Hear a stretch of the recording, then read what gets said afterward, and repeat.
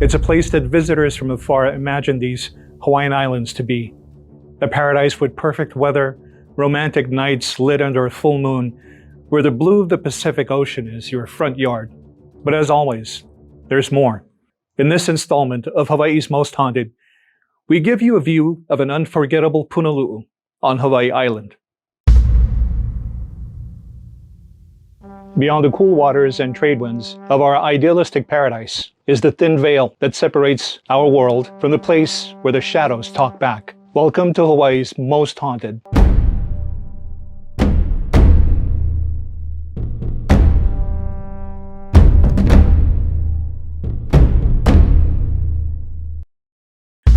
Tales of spiritual possession go back for ages.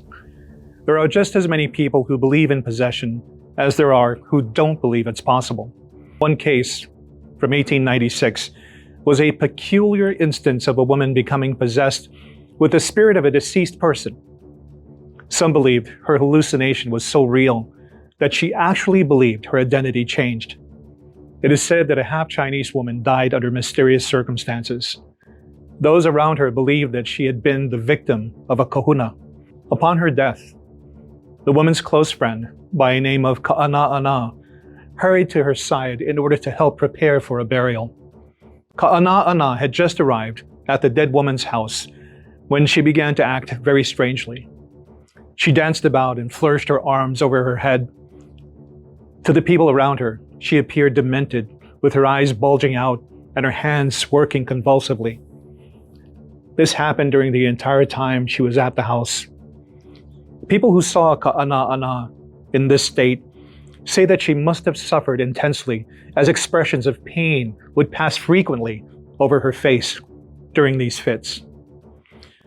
Ka'ana'ana believed wholeheartedly that she was possessed by the spirit of her friend, who was protesting most strenuously against the circumstances which caused her premature death and demanded retribution.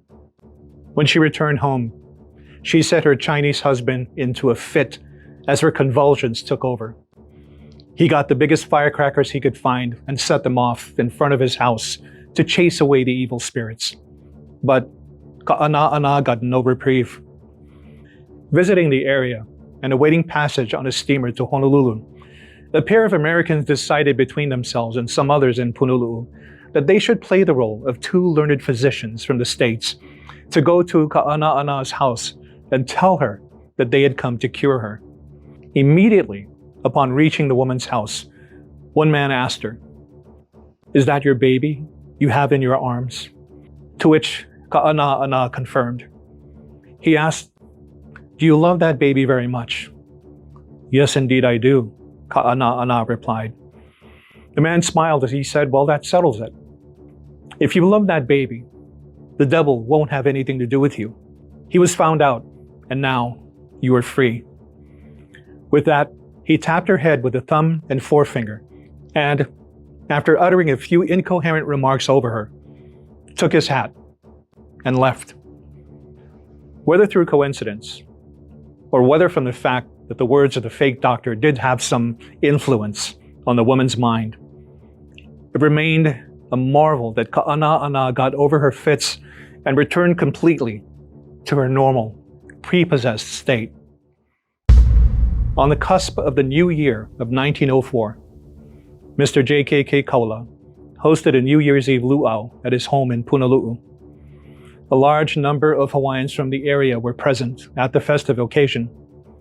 As the luau progressed, everyone was in the best of moods when suddenly the ghost of Stephen Kunui'akea put a stop to the merriment. Apparently, several months prior to the event, Stephen Kunui'akea, who was suffering from an illness, visited Keikaula's home, where he unceremoniously died. Kunui'akea's friends bid him farewell, and he was buried in the usual Christian fashion. There at Mr. Keikaula's home, in the middle of the New Year's luau, while everyone was enjoying the food and festivities, the ghost of Stephen Kunui'akea took its seat at the table. A hula dancer was the first to see the ghostly visitor, and the singers saw him next. They'd known Kunui'akea in life, And when they saw his spirit, their joyous singing turned into howling screams of terror. Everyone present at the luau is positive of the appearance and identity of the ghost. The newspaper reports every mother's son present fled precipitately and did not stop before they had put a considerable distance between themselves and the haunted house.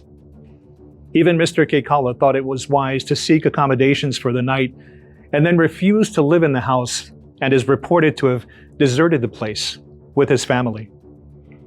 About a week later, a group of Hawaiians were said to have held a clam bake on the beach at night. There was plenty to eat and drink, and everyone was enjoying life. Suddenly, the ghostly visitor appeared. As soon as the people saw him, they jumped into the ocean with the belief that spirits cannot cross the water. The crowd swam to some fishing boats that were anchored near the shore, and there they stayed until morning. There was some talk to the effect that Kunuiakea was angry at being interred in the ground instead of being buried in a cave like his ancestors, and was haunting the former friends to force them into giving his body the ancient Hawaiian rites of burial.